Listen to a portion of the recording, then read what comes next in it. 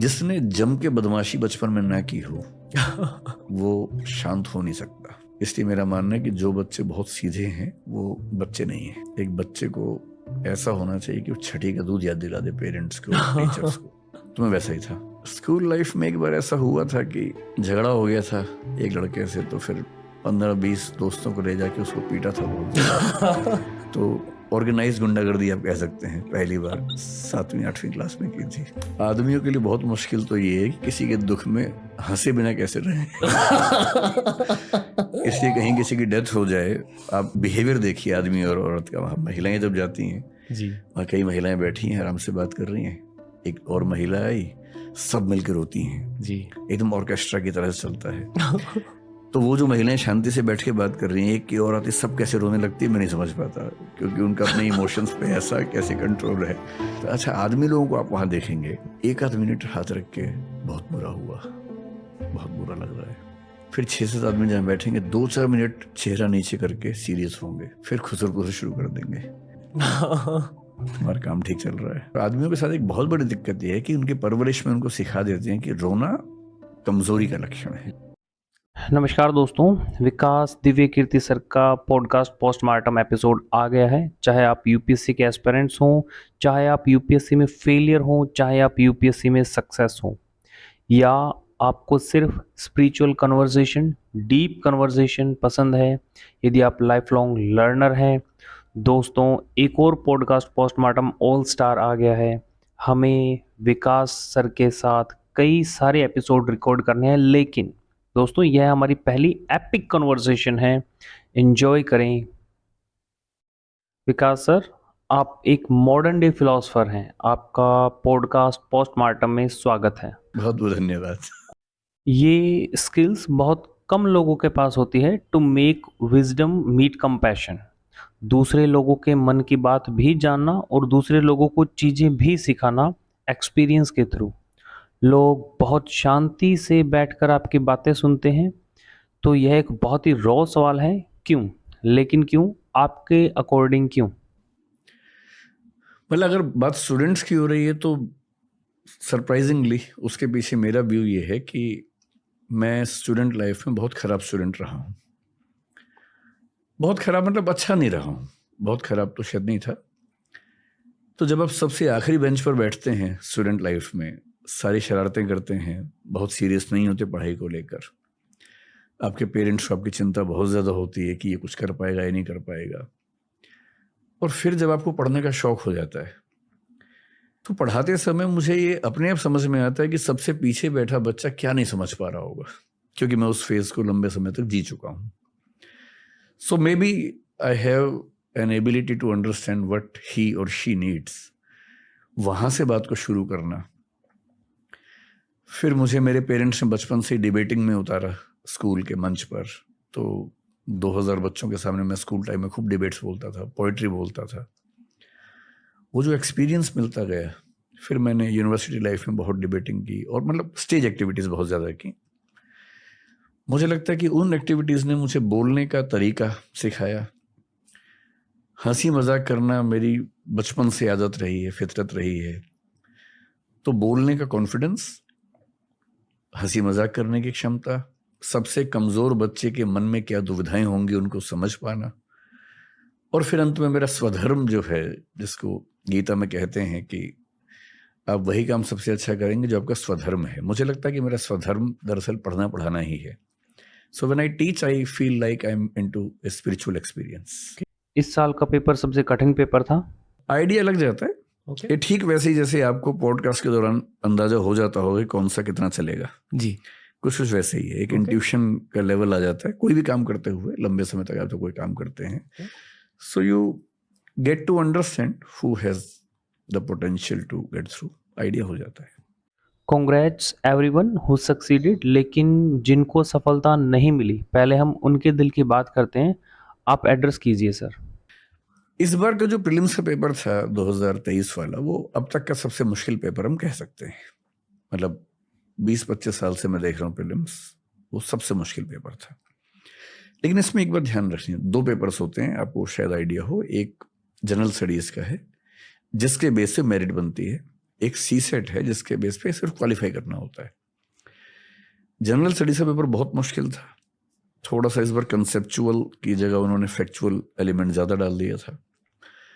और उसमें चिंता की बात इसलिए नहीं होती कि जनरल स्टडीज़ में देखिए, जैसे 10 लाख लोग फॉर्म भरते हैं, 6 लाख लोग एग्ज़ाम देते हैं, लगभग 5-6 लाख लोग, 12 से 15 हज़ार के बीच में प्रीलिम्स क्वालिफाई करते हैं।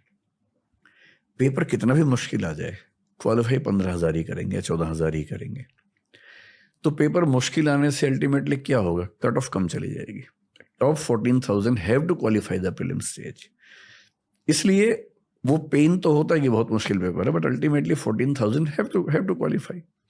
ये हो सकता है कि एक सेगमेंट से क्वेश्चन ज्यादा आ गए, एक से ज्यादा मुश्किल आ गए, तो जिनका उसमें कमांड थी वो फायदे में आ गए, जिनके उसमें कमांड कम थी वो नुकसान में आ गए। But generally 14,000 have to get selected in the prelims. CSAT क्या है कि वो क्वालिफाइंग है।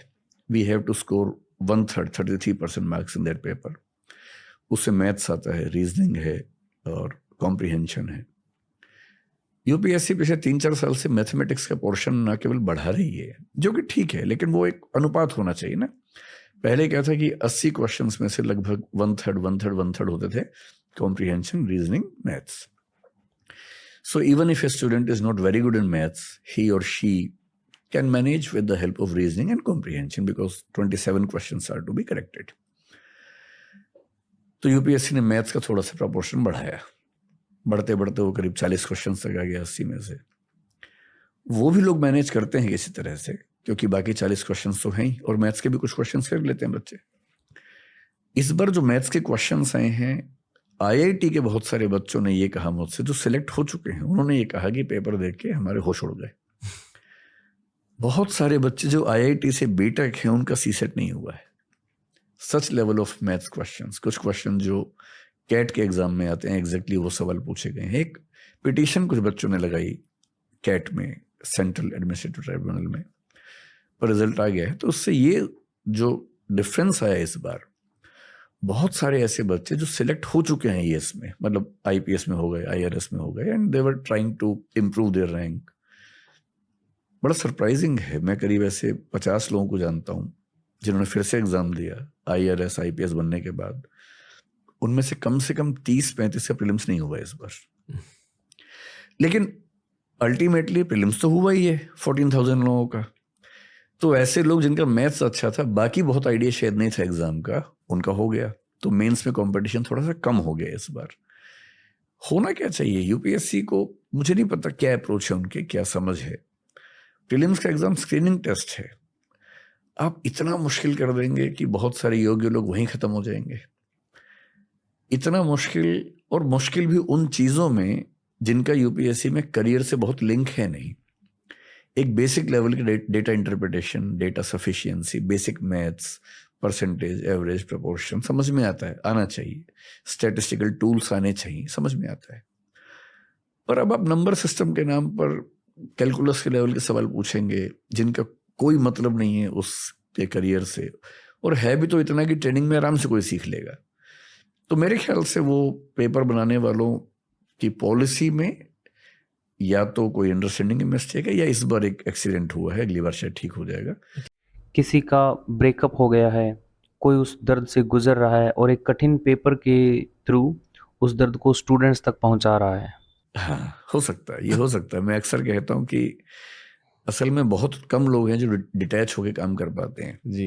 कुछ लोग इस माइंडसेट में आ जाते हैं कि मेरा हुआ है तो फिर कोई भी प्रेम ना कर पाए दुनिया में, कोई भी करेगा तो मुझे जलन होगी, चुभन होगी। ये वो स्थिति है जब मैं चाहता हूँ कि मेरा दुख हर आदमी का दुख बन जाए जी। और सुख के मामले में उल्टा चाहते हैं कि सबका सुख मेरा सुख हो जाए और दुख मेरा सबका हो जाए। इंसान के बड़े होने का मतलब है कि जब दुख हो तो वो अकेला झेले, सुख हो तो बांटे। तो मेरा ब्रेकअप हुआ लेकिन किसी और का ना हो जी, और मैं तो वजह ना ही बनूं, एक ये अप्रोच है। यूपीएससी का कोई भी एग्जाम हो, मैंने कई एग्जामिनर्स को, क्योंकि मैं टीचिंग की दुनिया में हूँ, डीयू में भी पढ़ाया मैंने कुछ समय तक, तो एकेडमिक्स के लोगों को जानता हूँ। कम लोग हैं जो अपनी कुंठाओं से बाहर निकल पाते हैं। बहुत लोग इस कुंठा में, फ्रस्ट्रेशन में जिंदगी भर रहते हैं कि मैं जो नहीं कर पाया था कोई और कैसे कर लेगा। और ये सैडिज्म होता है जी सबकी जिंदगी में दुख पैदा करना और उसको एंजॉय करना। जी मेरे ख्याल से सबसे गहरी ट्रेनिंग एकेडमिक्स में या एजुकेशन में ये चाहिए कि एक कायदे का इंसान कैसे बना जाए और बिना सैडिस्ट हुए दूसरों की खुशी में थोड़ी अपनी खुशी तलाशने की आदत हमें पड़ जाए तो बेहतर है। एम्पैथी की ट्रेनिंग जो शायद हमारे गुरुकुलों में होता था। कुछ श्योर नहीं हूँ, मुझे आइडिया है नहीं कि उसका क्या करिकुलम था, लेकिन एम्पैथी की ट्रेनिंग घरों में भी होती है। अगर पेरेंट्स की अंडरस्टैंडिंग ठीक होगी पेरेंटिंग कैसी होनी चाहिए तो एम्पैथी घर में भी सिखाते हैं। अगर दादाजी घर में हैं, दादी जी घर में हैं और बच्चों से कहते हैं कि उनके पैर दबाओ रोज रात को, अब इसको हो सकता है कोई वेस्ट के नज़रिए से चाइल्ड लेबर कहे या चाइल्ड एक्सप्लॉयटेशन कहे, पर मेरी नज़र में इससे बच्चा दो चीज़ें सीखता है। एक वो ह्यूमिलिटी सीखता है, विनम्रता सीखता है, और एक एम्पैथी सीखता है कि अगर मेरे दादाजी की टांगों में दर्द रहता है और मैं उनके पैर दबा रहा हूँ तो एक तो मैं आधा घंटा उनके साथ गुजार रहा हूँ, दूसरा मुझे ये समझ आ रही है बात कि मेरा जीने का धर्म केवल मौज करना नहीं है, सेवा करना भी मेरे जीवन का एक हिस्सा है, और मैं उनके दर्द को नहीं बांटूंगा तो कौन बांटेगा। तो और एक विनम्रता, अगर जैसे मैं टीचर हूं, कई बच्चे मेरे पैर छूते, मैं अच्छा नहीं फील करता हूं, मैं उनको मना करता हूं, और इरेस्पेक्टिव ऑफ दिस मैं ये बिलीव करता हूं कि पैर छूना अपने आप में एक बड़ा जरूरी कदम है, स्पेशली बच्चों के लिए। उनको झुकने की आदत रहनी चाहिए, और पैर में झुकना हम सिंबॉलिकली ये मानते कि आप व्यक्ति को सबसे ज्यादा सम्मान जो दे सकते हैं वो पैर छू के दे रहे हैं। और पेरेंट्स को कम से कम इतना सम्मान मिल जाना कि मेरा बच्चा मुझे अप्रिशिएट करता है, कम से कम थैंकफुल है, ग्रेटिट्यूड है, ये इमोशनल बॉन्डिंग ही तो है, एम्पैथी ही तो है। और इमोशनल इंटेलिजेंस का कंसेप्ट वेस्ट में 20-25 साल पहले आया, लेकिन ये तो अतीत में कब से चल रहा है। जब बुद्ध कह रहे थे कि करुणा ही है जो संसार को जोड़ती है, जब भवभूति उत्तर रामचरितमानस में एक और रस करुण एवह कह रहे हैं कि दुनिया में एक ही रस है, वो करुण रस है, तो ऐसा थोड़ा ना कि एम्पैथी की ट्रेनिंग पश्चिम से हमें सीखनी पड़ेगी। एम्पैथी तो अतीत में कितनी बार, वाल्मीकि हमारे संसार का पहला कवि, पहली बार कवि क्यों बना? ट्रोंच पक्षी का जोड़ा खेल रहा था, एक शिकारी ने एक पक्षी को मार दिया, अब प्रेम में रत पक्षियों में से एक नीचे गिरा। वो जो मोमेंट है, उस मोमेंट में दुनिया का पहला कवि बना है। वेदना कितनी हुई होगी, पीड़ा कितनी हुई होगी। और उन्होंने तो लिखा मां निषाद प्रतिष्ठान तो मगवी शाश्वती समा, एक संस्कृति पंक्ति आती है जहां से रामायण की शुरुआत होती है। इसी पर छायावाद के कवि ने, छायावाद 1918 to 1936, उसमें एक कवि ने लिखा, वियोगी होगा पहला कवि, आह से उपजा होगा गान, निकलकर आंखों से चुपचाप बही होगी कविता अनजान। पहली कविता तो आह से पैदा हुई होगी और आंखों से बही होगी। कविता लिखी थोड़ा ना जाती है, कविता तो बहती है आंखों से और जुबान से बहती है। कालिदास ने मेघदूत लिखा, मेघदूत में यक्ष है, यक्षिणी है, उनके प्रेम की कहानी है, विरह की कहानी है। और एक कवि है नागार्जुन, उन्होंने कालिदास पे लिखा और कहा कि एक पंक्ति आती है, अमल धवल गिरी के शिखरों पर प्रियवर तुम कब तक सोए थे, कालिदास सच सच बतलाना, रोया यक्ष के तुम रोए थे। यक्ष नहीं रोया था, यक्ष की आंखों से जो बह रहा है, कालिदास तुम्हारे आंसू हैं। और नागार्जुन कवि कह रहे हैं कि मैं पहचान रहा हूं कि आंसू तुम्हारे हैं। और कवि होने में और लेखक होने में ऐसा होता है। और ये बात ठीक है, एम्पैथी ना हो, अल्टीमेटली इंसान होने का सबसे गहरा मजा तो इमोशंस में ही है। और यदि आप इमोशनली कनेक्ट नहीं कर पाते दूसरों के साथ, और कनेक्ट करने का मतलब है उनके दुख में उनके साथ खड़े होना। आई होप कि वो पेपर सेटर्स इस पॉडकास्ट को सुन रहे होंगे ताकि अगले साल आसान पेपर निकले। सिर्फ सिलेक्शन उतने ही होंगे, इससे कुछ फर्क नहीं पड़ेगा। फिर भी अंतर सिर्फ है कि सीसेट के पेपर में, क्योंकि वो क्वालिफाइंग है और आप बहुत अच्छे बच्चों को बहुत मामूली वजह से डिस्क्वालीफाई कर देते हैं, ये थोड़ा चुभने वाली बात है। ओके, बट सर फेलियर्स को थोड़ा एड्रेस करते हैं। बहुत सारे, मैं उन्हें इतना ही कहूंगा कि जो इस बार पेपर था सीसेट का, अगर आपका मैथ्स बहुत खराब है तो बस अगली बार से इतना ध्यान रखें कि सबसे पहले कॉम्प्रिहेंशन के ही सवाल करें, नंबर 2 पर रीजनिंग के सवाल करें, प्रैक्टिस करें कि पहले इनके सवाल कैसे करने हैं। और किसी भी हालत में 35 क्वेश्चंस आ ही जाते हैं जी out of 80। So if you can do 30 1 questions out of 35 right, you are through. और ये इतना मुश्किल नहीं है, यहाँ तक कि 35 क्वेश्चन में 30 भी ठीक कर देंगे और बाकी 45 क्वेश्चन छोड़ भी देंगे तब भी क्वालिफाई कर लेंगे। और जो लोग इसे अपना लास्ट अटेम्प्ट मानते हैं उनसे आप क्या कहना चाहोगे? मैं ये कहूँगा कि या तो मैथ्स सीख लें, अगर मैथ्स में दिक्कत बहुत ज़्यादा है तो रीजनिंग कॉम्प्रिहेंशन में खूब प्रैक्टिस करें। इतनी प्रैक्टिस करें कि वो, क्योंकि क्या होता है कि 80 क्वेश्चंस 120 मिनट में करने हैं तो यू हैव 1.5 मिनट्स पर question. But if you decide that you will attempt only 40 questions then you have 3 minutes पर क्वेश्चन। तो हर क्वेश्चन में 3 मिनट लगाने का चांस मिल जाता है और वो 2 ही सेगमेंट्स करें, 40 ही क्वेश्चंस करें। जब क्वालिफाई ही करना है 27 क्वेश्चन ही कर रहे हैं। होता क्या कि मैथ्स के क्वेश्चन जिन्होंने उठाए इस बार पहली बार, मुझे एक IIT के बच्चे ने बताया कि 8 मिनट पर क्वेश्चन की एवरेज इस बार आ रही है जो सॉल्व कर रहे हैं। इतना मुश्किल पेपर है। अब क्वेश्चन पेपर की डिमांड है 1.5 मिनट में क्वेश्चन करना है, आपके क्वेश्चंस का लेवल 8 मिनट वाला है, तो जो मैथ्स में उलझा जनरली फंस गया। So I will suggest through your podcast कि कॉम्प्रिहेंशन और रीजनिंग के क्वेश्चंस को चुन चुन के पहले सॉल्व करें जल्दी से जी। 1.5 घंटे के अंदर 40 क्वेश्चन कर लें। उसके बाद मैथ्स के वो क्वेश्चंस करें जो उनको आते हैं। And if you can attempt 40-45 questions it's fine. Okay, अगर आप पेपर सेटर होते और नॉट इवन पेपर सेटर, अगर आप पूरे यूपीएससी को हेड कर पाते तो पूरे सिस्टम में क्या चेंजेस लाते सर? मुझे यकीन है कि इसके बारे में आपने कभी ना कभी जरूर सोचा होगा। I think almost every day about this. क्योंकि देखिए, पहली बात यूपीएससी सच में एक बहुत ही शानदार इंस्टीट्यूशन है, इस पे कोई मतलब किंतु परंतु का मामला नहीं। आप जानते हो सर कि आप इस देश में बहुत बड़े इन्फ्लुएंसर हो इस डोमेन के, तो आप जो भी बोलोगे। और मुझे ये भी ध्यान है कि 2014 के मूवमेंट में मैंने यूपीएससी के खिलाफ खूब जम के बोला था, कई टीवी चैनल से बोला था, कहा था कि UPSC is not a divine institution. मैं अपनी बात पे कायम हूँ, डिवाइन नहीं है। और ये बात सही है कि UPSC is one of the best institutions of the country. क्योंकि क्या होता है कि जब आप सिस्टम चलाते हैं तो दिक्कतें अलग होती हैं। सिस्टम को क्रिटिसाइज करना बहुत आसान होता है। Since I am running an institution of my own, हम लोग 1500 लोग काम करते हैं दृष्टि में, हम लोग मिलकर चलाते हैं इंस्टीट्यूशन। क्या होता है कि आलोचना करना इतना आसान काम है, आप कोई भी एक लूप होल ढूंढेंगे आलोचना कर सकते हैं, पर सिस्टम को चलाना इस तरह से कि उसमें एक भी लूप होल ना हो बहुत मुश्किल काम होता है। So when I empathize with the members of UPSC as well, तब मैं ये बात कहना चाह रहा हूँ, जनरली वो कोशिश करते हैं चीजें ठीक रहें, एक्सेप्ट कभी कभी उनके कुछ मेंबर्स की राय ऐसी होती है जिससे हम एग्री नहीं कर सकते। जैसे 2008 से 14 के बीच में यूपीएससी में बहुत चेंजेस हुए, ड्रास्टिक चेंजेस हुए, जो मैं आज तक मानता हूं कि वो ठीक नहीं है। उनमें कई चेंजेस सीधे सीधे इंडियन लैंग्वेजेस के खिलाफ थे, नहीं होना चाहिए। एक लेवल प्लेइंग फील्ड होनी चाहिए, कोई भी भाषा हो, अंग्रेजी है, हिंदी है, मराठी है, तमिल है, किसी को नुकसान क्यों होना चाहिए? शहर का बच्चा, गांव का बच्चा, किसी को नुकसान क्यों होना चाहिए? पर जब आप कुछ ऐसी चीजें इंड्यूस करते हैं जो सीधे सीधे किसी को नुकसान पहुंचाती हैं, तो सवाल उठता है कि ये गलत अप्रोच है आपकी। तो UPSC in general is a good institution, this is the starting point.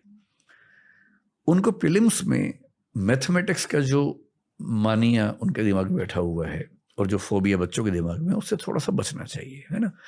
इतना मैथ जितना यूपीएससी के पास चाहिए, कि आईएएस को कितना मैथ चाहिए भाई जी? क्यों उसको बहुत गहरे प्रश्न मैथ्स के आने चाहिए? उसको इतना आना चाहिए कि वो टेबल्स, ग्राफ बना सकता हो, समझ सकता हो, कैलकुलेशंस कर सकता हो, कोई रिपोर्ट आई है कैलकुलेशन से चेक कर सकता हो, उसकी कैलकुलेशंस फास्ट भी हों, यहाँ तक समझ में आता है। डेटा इंटरप्रिटेशन कर सकता हो, डेटा सफिशिएंसी देख सकता हो, डेटा मैनिपुलेशन तो नहीं लेकिन डेटा एनालिसिस कर सकता हो, ये सब पूछ लीजिए। लेकिन जानबूझ के इतना मुश्किल बनाना कि वो केवल वही लोग कर सके जिनका मैथ्स बहुत गहरा है, इसकी जरूरत नहीं है। रीजनिंग में जरूरी है भाई, अब वो पूछ ही रहे हैं। और सरप्राइजिंगली सीसेट में 2 सेगमेंट्स हैं, एक है इंटरपर्सनल स्किल्स और एक है डिसीजन मेकिंग। उस पर एक भी सवाल नहीं पूछ रहे 4-5 साल से। जबकि when you become an IAS or IPS officer, basically what you have to do is you have to take decisions, you have to communicate with the public. उस पर आप सवाल नहीं पूछ रहे, एक भी नहीं पूछ रहे सवाल। जबकि पहले 10 सवाल आते थे, 10 से 9 हुए, 8 हुए, उसके बाद 4-5 साल से 0 है। तो मुझे लगता है कि फोकस को लेके थोड़ा देखना है। मेंस उनका जनरली इस समय ठीक है, बस उसमें थोड़ी सी ऑब्जेक्टिविटी ऑफ इवैल्यूएशन में मॉडरेशन, स्केलिंग सारे सब्जेक्ट्स के बीच में, मीडियम्स के बीच में, मुझे लगता है कि स्केलिंग के मामले में थोड़ा सा वो कमजोर हैं। मीडियम्स के बीच में वो हो सके तो अच्छी बात है, किसी को फायदा ना पहुंचे लेकिन किसी को नुकसान ना पहुंचे, बेसिक बात सिर्फ है। Interview is so subjective. Interview के लेवल पर तो मुझे नहीं पता वो ऐसा क्यों नहीं कर पा रहे, या तो रिसोर्सेस की दिक्कत है या पॉलिसी पैरालिसिस है। आप सोच के देखिए, इस बार जो बच्चे सिलेक्ट हुए हैं, मैं तो करीब 70-80-100 बच्चों को जानता हूं जो सिलेक्ट हुए हैं। कुछ पैनल्स हैं, 2 इंटरव्यू पैनल्स ऐसे थे, मैं नाम नहीं बोलूंगा उनका भी, उनमें जो गया उसकी जिंदगी खत्म हो गई, क्योंकि वो वही सैडिज्म है, पता नहीं क्या है, अपनी कोई कुंठाएं हैं, बच्चों को नंबर देते ही नहीं है जी। आप सोचिए कि 6-7 पैनल्स यूपीएससी में है इंटरव्यू के, उनमें से एक पैनल ऐसा है जिसमें एक बच्चे को एवरेज मार्क्स 170 का सब मिल रहे हैं, और एक अच्छा बच्चा वहां जाएगा तो मान लीजिए कि 190 ले लेगा, वही बच्चा गलती से दूसरे रूम में चला जाएगा तो 150 लेके आएगा। और 40 नंबर का डिफरेंस यूपीएससी का मतलब होता है कम से कम 400 रैंक का डिफरेंस। एक नंबर पे 10-10 रैंक होते हैं यूपीएससी में, इतना सब्जेक्टिव है। फिर मैं वो कहूंगा, वो कोशिश करते हैं, वो मीटिंग्स करते हैं, अच्छा एवरेज सब पैनल्स की ऑलमोस्ट सेम आ जाती है, बस डिफरेंस का है डेविएशन में। अगर एक बोर्ड में सबको 160, 180, 160, 180, 170, 170 मिल रहे हैं और दूसरे में 130, 210, 125, 205 ऐसे मिल रहे हैं, एवरेज सेम आ गई जी। लेकिन आप किसी बोर्ड में जाएंगे तो 170 के ऊपर जा ही नहीं सकते। किसी में आपको 200 प्लस का स्कोप मिल जाता है, किसी में 130 पाने का रिस्क हो जाता है। तो मैं कई बार सोचता हूँ, अगर यूपीएससी मुझसे, खैर पूछते नहीं वो लोग, मैं तो चाहता हूँ कि सरकार पूछे मुझसे कभी, अगर पूछे तो। यहाँ मैं जो समझ रहा हूँ वो यह है कि यहाँ एक बहुत बड़ा ह्यूमन फैक्टर रहता है। सॉल्यूशन है, आप 275 मार्क्स का एक इंटरव्यू ले रहे हैं, आप 100 के 3 कर लीजिए जी। 3 पैनल्स में इंटरव्यू करवा दीजिए। रिसोर्सेज की दिक्कत है, कुछ और मेंबर्स लाइए, टाइम बढ़ाइए, कुछ भी कीजिए भाई, ये देश का भविष्य है, किसी बच्चे का भविष्य है। आप केवल कुछ रिसोर्सेज बचाने के लिए एक ऐसे व्यक्ति को आईएएस बना देंगे जो अगले 35 साल तक परेशान करेगा आपको। इससे बेहतर है कि आप 3 इंटरव्यू ले लीजिए, या इंटरव्यू में एआई लाएं, एक एआई बोट लेके आएं जो इंटरव्यू लेने वालों की जगह ले सकता है। मैं सिर्फ मजाक कर रहा हूँ, मैं हर इंटरव्यूअर का बहुत सम्मान करता हूँ, मैं कुछ मायनों में सैडिज्म का भी सम्मान करता हूँ। मैं समझता हूँ आपके दिल में जो दर्द है, आप मूलतः उस दर्द को स्टूडेंट्स पर फेंक रहे हैं। ऐसा नहीं है कि वो मेंबर जानबूझ के नंबर कम दे रहे हैं, उनके दिमाग में ये बैठा हुआ है। जैसे आप स्कूल में जब पढ़ते होंगे जी। कुछ टीचर्स का मार्किंग पैटर्न काफी लिबरल होगा, कुछ का बहुत टफ होगा। जो अपनी लाइफ में सुखी थे उनकी लाइफ लिबरल होगी। एक पॉसिबिलिटी है, पॉसिबल एक्सप्लेनेशन है। ऐसा हो सकता है कि जिंदगी में खुश है पर उसने बचपन में देखा कि सबसे अच्छे आंसर पे 10 में से 6 नंबर मिलते हैं, तो उसके दिमाग में बेंचमार्क 6 का बना हुआ है, वो 6 के ऊपर जाता ही नहीं है जी। एक दूसरा व्यक्ति हो सकता है कि जिंदगी में बहुत खुश ना हो पर बेंचमार्क उसके दिमाग में 8 का बना हुआ है जी। वो 8 तक जाता है। और इतना सब्जेक्टिव है कि यूपीएससी मेंबर्स को कितना समझाए कि बराबर करो। इसका सॉल्यूशन सही बात यह है कि आप एक इंटरव्यू के बजाय 2-3 कर लीजिए, तो कम से कम जो स्कोप ऑफ सब्जेक्टिविटी कम हो जाएगा। ये बात एसए में भी हो सकती है, एसए में सब्जेक्टिविटी बहुत ज्यादा होती है, so may be this paper can be evaluated by 2 examiners separately, ऐसा कुछ करने। आपसे बात करके मुझे बहुत सुकून महसूस हो रहा है, आपकी एनर्जी ऐसी है, शायद इसलिए आपके पास इतनी बड़ी फैन फॉलोइंग है। जब आप किसी रूम में एंटर करते हो तो आप सुकून के साथ एंटर करते हो। आपका बचपन कैसा था सर? ऐसे ही थे आप? बहुत शरारती, बहुत बदमाश। देखिए एक कहावत है, हर साधु का एक अतीत होता है, उसे भी ध्यान रखना चाहिए। कोई साधु पैदाइश नहीं होता। साधु बहुत बड़ा शब्द है, मैं खुद के लिए नहीं कह सकता हूं, लेकिन जिसने जम के बदमाशी बचपन में ना की हो वो शांत हो नहीं सकता। इसलिए मेरा मानना है कि जो बच्चे बहुत सीधे हैं वो बच्चे नहीं है। एक बच्चे को ऐसा होना चाहिए कि वो छठी का दूध याद दिला दे पेरेंट्स को, टीचर्स को। तो मैं वैसा ही था, बहुत बदमाश। बदमाश मतलब नॉट इन नेगेटिव सेंस, लेकिन इनडिसिप्लिन करना जितना बच्चे करते हैं वैसा करना, एडवेंचरस, लड़ाइयाँ भी करना, और on the same level stage पे खड़े होना 2000 बच्चों के सामने, डिबेटिंग करना, स्कूल का इलेक्शन मैंने लड़ा, जीता, पूरे स्कूल में एक माहौल इस तरह का बनाना, इलेक्शन कैंपेनिंग करना, हर क्लास में जाके बच्चों से बात करना, स्कूल में हीरो बन जाना, कभी कभी जीरो बनना, वो भी सब चीजें, टीचर से बहुत पिटना, कई हजारों बार मुर्गा बनना, वो सब भी किया, और हजारों बच्चों के सामने पुरस्कार मिले, ये भी कई बार। तो बहुत डाइवर्स, बहुत ही इंटरेस्टिंग किस्म की चाइल्डहुड रही है। कुछ गलत किया आपने जिंदगी में? बहुत सारी चीजें। सबसे बड़ी गलती क्या थी? ऐसे कभी लिस्ट बनाई नहीं इस तरह से लेकिन स्कूल लाइफ में एक बार ऐसा हुआ था कि झगड़ा हो गया था एक लड़के से, तो फिर 15-20 दोस्तों को ले जाके उसको पीटा था बहुत ज्यादा। तो ऑर्गेनाइज गुंडागर्दी आप कह सकते हैं, पहली बार 7वीं-8वीं क्लास में की थी। कहाँ की बात कर रहे हो आप? हरियाणा में भिवानी एक शहर था, वहां रहता था। फिर उतना ही पिटा भी था घर पे आने के बाद, जब घर पे सूचना मिली। तो वो सब चलता था, लेकिन ऐसी कोई गलती जो बहुत रिग्रेट वाली हो मुझे बहुत नजर नहीं आती। उस लड़के से आप मिले हो? नहीं, उसके बाद नहीं। शायद वह आपका पॉडकास्ट देख रहा हो। मैं एक बहुत ही अजीब सवाल पूछना चाहता हूँ, मैं ये जानता हूँ, लेकिन मैं यह जानने की कोशिश कर रहा हूँ कि आपके दिल में क्या है। मतलब मेरे जो वीडियोस यूट्यूब पे हैं, जनरली काफी लंबे वीडियोस हैं, फिलॉसफी पे हैं, कॉन्स्टिट्यूशन पे हैं। तो एक तो ऐसा ग्रुप है जिसको स्कूल कॉलेज में इन विषयों पर पढ़ने का मौका नहीं मिला और उसको पढ़ के बड़ा अच्छा लगता है। ऐसे मुझे कई लोग मिलते हैं, मैसेज करते हैं। दूसरा, मेरी क्लासेस बहुत सारी हैं जो यूट्यूब पे हैं, उनमें हंसी मजाक बहुत ज्यादा होता है। तो हंसते हंसते कोई इंपॉर्टेंट बात बीच में आ गई, उसकी रील्स बन गई। ऐसे हजारों चैनल्स हैं जो रील्स बनाते हैं, मैं नहीं जानता हूँ कौन है। तो उससे क्या होता है कि वो रील जब बच्चे बार बार देखते हैं, फिर एआई काम करता है इन सब एप्स में, आप एक बार देखेंगे तो बार बार आपके सामने आता रहेगा। तो मेरे ख्याल से यही वजह होगी कि सुकून मिलता होगा शायद कुछ लोगों को। मुझे सच में नहीं पता कि मैं इस सवाल का क्या जवाब दूं। क्यों इतनी पॉपुलैरिटी मुझे नहीं पता, सच में नहीं पता। आई फील कि किसी भी अच्छे पब्लिक स्पीकर में बहुत ज़्यादा एम्पैथी होती है, आप में भी बहुत ज़्यादा एम्पैथी है, इतने सारे स्टूडेंट्स को पढ़ाकर, उनके दिलों को जानकर। लेकिन मेरा दिल कहता है कि आपका दिल at some point in life टूटा है।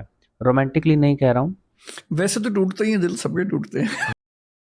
मतलब लाइफ ने आपका दिल तोड़ा है, रोमांटिकली नहीं। वैसे तो मतलब 2-3 ऐसे इंसिडेंट्स हैं ही, बड़े इंसिडेंट्स हैं। क्या था सबसे बड़ा कैरेक्टर डेवलपमेंट का इंसिडेंट? कहना हो तो जब मैं 17 साल का था, डीयू में आ गया था मैं, 16.5 की उम्र में डीयू में आ गया था। तो मैं 16.5 की उम्र में डीयू में आ गया था, 17 का हुआ जब बीए फर्स्ट ईयर में था। तो हमारे घर में एक ट्रेजेडी हुई बहुत बड़ी, नॉट समवंस डेथ, लेकिन वैसी ट्रेजेडी हुई। सिंपल लैंग्वेज में कहें तो महल से सड़क पे आ जाने की स्थिति बन गई। So in the age of 17 when I was enjoying my life, सब कुछ था मेरे पास जो दिल्ली में एक बच्चे को चाहिए रहने के लिए। बस एक बाइक लेने वाला था मैं उस समय, ले नहीं पाया था, लेकिन दोस्तों के पास बाइक थी। उस समय अचानक ऐसा हुआ कि ये चीजें सब खत्म हो गई घर में, और फिर मुझे अपने पेरेंट्स और सबको सपोर्ट करने के लिए सेल्समैन की नौकरी करनी पड़ी। तो मैंने ग्रेजुएशन का अपना पूरा बाकी टाइम सेल्समैन की जॉब करते हुए निकाला। कैलकुलेटर्स बेचता था मैं, फिर प्रिंटिंग कार्ड्स बेचता था, मतलब प्रिंटिंग की एक सेटअप था, उसमें ऑर्डर्स लाना, प्रिंटिंग करवाना, सप्लाई करना, वो सब करता था।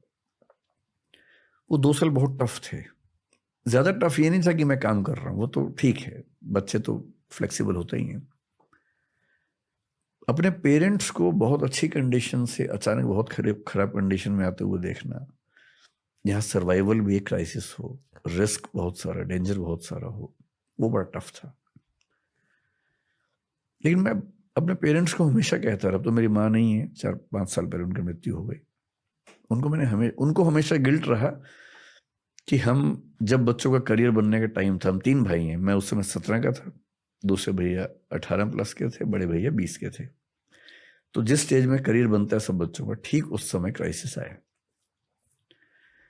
तो मैंने अपने पेरेंट्स को कई बार ये बात समझाई बाद में कि सुविधाएं तो हर पेरेंट देता है, आप भी दे ही रहे थे, और उस क्राइसिस ने हमें जितना सिखाया उतना किताबें और स्कूल और कॉलेज कभी सिखा नहीं सकते थे। So that was the turning point, first turning point in my life, big turning point, जिसने फिर मुझे ये समझ में आ गया कि कुछ भी हाथ से निकल जाए डरने की जरूरत नहीं है। अब मुझे डर नहीं लगता है। हम लोग 1500 लोगों की टीम है and we are doing good, पर अब डर नहीं लगता है मुझे उन सब बातों से। सेकंड टर्निंग पॉइंट मैं कह सकता हूँ जिंदगी में तब आया जब मेरी माँ की मृत्यु 5 साल पहले हुई। वो इमोशनल सेटबैक बहुत बड़ा था मेरे लिए, जो मेरी सेल्फ इवेल्युएशन को उसने ध्वस्त कर दिया। मतलब मैं फील करता था कि मैं बहुत मजबूत इंसान हूँ और मुझे बहुत फर्क नहीं पड़ता इन चीज़ों से, लेकिन मुझे फर्क पड़ा, बहुत ज़्यादा पड़ा। मुझे कंफर्टेबल होने में 6 महीने से 12 महीने का समय लगा।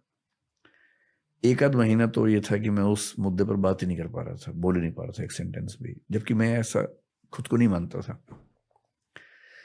बाकी काम की दुनिया में छोटे मोटे सेटबैक होते हैं। 3-4 साल पहले ऐसा हुआ कि हमारे टीचर्स के एक ग्रुप ने मुझे छोड़ के सबने एक साथ छोड़ दिया अचानक, और ऐसा लगा कि बहुत बड़ा क्राइसिस है, लेकिन मैनेज हो गया आराम से।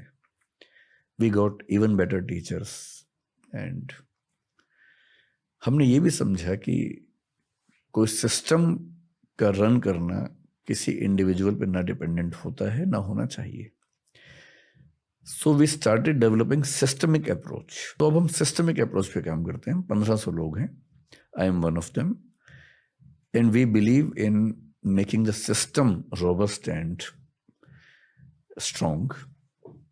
तो अब इंडिविजुअल सेंट्रिक सिस्टम, जैसे ब्यूरोक्रेसी में होता है, इंडिविजुअल सेंट्रिक नहीं होता है, ठीक वैसे हमारे सिस्टम वैसा है। So now we are even stronger. इस पॉडकास्ट में हमने पहले प्यार के बारे में बात की और फिर एक इमोशनल टॉपिक आ गया। आई फील कि अक्सर लड़के एक दूसरे से इमोशनल बातें नहीं करते और ये एक्चुअल में एक प्रॉब्लम है। प्रॉब्लम है। इस पर अगर आपको इंटरेस्ट हो तो एक सिगमंड फ्रॉइड की स्टूडेंट थी नैन्सी कोडोरो, उनको पढ़िए। उनका थीसिस है, उसका नाम है the male inexpressiveness. Males do not have the capacity of expressing their emotions. वो छुपाते हैं ऐसा नहीं, उनकी वो कैपेसिटी बचपन में खत्म हो जाती है। और उसका पूरा उन्होंने कहानी बताई। कहानी ये बताई कि जब बच्चा 6-7 साल का होता है, आप देखेंगे जब बच्चा पैदा होता है, बेटा हो या बेटी हो, माँ के साथ चिपक के सोता है जी। तो उसको माँ के साथ बड़ा सुकून मिलता है। उसको लगता है कि यही मेरा संसार है, क्योंकि माँ उसकी सभी ज़रूरतें पूरी करती है, तो उसको कंफर्ट लगता है वहाँ। फादर के साथ अच्छा लगता है, पर फादर के साथ लंबे समय का कंफर्ट नहीं है, वो कुछ मिनट का है, कुछ समय मतलब एंजॉय करने का है, लेकिन लॉन्ग टर्म इन्वॉल्वमेंट में हमेशा माँ पसंद आती है। अब 6-7 साल या 8 की उम्र के बाद क्या होता है कि बेटे को हम माँ से अलग करने लगते हैं कि अलग कमरे में सो, दूर सो, और वो हर कल्चर की जरूरत है ताकि बेटे के मन में कुछ ऐसी फीलिंग्स ना आने लगे, क्योंकि वो बड़ा होने वाला है। बेटी को वो दिक्कत नहीं आती है, तो माँ और बेटी जिंदगी भर एक साथ सो भी सकती हैं, हर तरह की बात कर लेती है, क्योंकि माँ के जीवन के अनुभव और बेटी को जो अनुभव होंगे किशोरावस्था के बाद वैसे ही सेम होने वाले हैं। तो बच्ची माँ से ही बात करेगी, बेटा भी किशोर होगा और बेटा माँ से बात नहीं कर पाएगा, और बेटे और बाप में तो और कम बात होती है। तो जो बेटा नाम का जो प्राणी है ना घर के अंदर, वो इमोशनली बहुत अकेला है। वो जब बड़ा होता है तो वो अपनी बातें, specially the changes in body जो उसको फील होते हैं, बाप से तो वो कोई बात नहीं कर पाता, तो ये तो क्या ही करेगा। माँ भी इन मामलों में थोड़ा सा पर्दा रखती है बेटे के साथ, बेटी के साथ नहीं रखती है। बहन से कैसे बात करे इस तरह की। भाई अगर है बराबर उम्र का तो शायद कर ले, पर बहुत कम घरों में भाइयों में दोस्ती वाला संबंध होता है। आमतौर पे वहाँ वो सम्मान और रिस्पेक्ट वो हावी हो जाता है। इसलिए 13-14 साल के लड़के के पास कोई चारा नहीं है सिवाय इसके कि वो अपने दोस्तों से बात करे। दोस्त भी उतने ही अकेले हैं अपने अपने घर में, सही किसी को नहीं पता है, तो कहीं कहीं से वो ज्ञान चुराते हैं, आपस में शेयर करते हैं, गैंग बनाते हैं अपना। और क्योंकि घर के अंदर से वो इमोशनल स्टेबिलिटी उनको नहीं मिलती है, सपोर्ट नहीं मिलती है इन मामलों में, तो लड़के, मतलब नैन्सी कोडोरो जो बता रही है, मैं उनकी बात बता रहा हूँ जी। तो लड़का एक विद्रोह के भाव में रहता है कि मुझे मेरी माँ ने मुझसे अलग कर दिया और मैं अपनी बहन की तरह माँ के साथ नहीं रह पाता हूँ, तो घर की दुनिया से डिटैच होके बाहर की दुनिया में सुकून ढूंढता है। इसलिए आप देखेंगे जनरली लड़कों के लिए पैसा, रुतबा, पावर, बड़ा घर, बड़ी गाड़ी, इसकी जितनी वैल्यू है जनरली लड़कियों के लिए नहीं होती है, क्योंकि वो घर के माहौल में अपनी माँ के साथ, पापा के साथ जितना सुकून उनको मिलता है, तो इनके लिए सफलता के मायने जनरली अलग रहते हैं।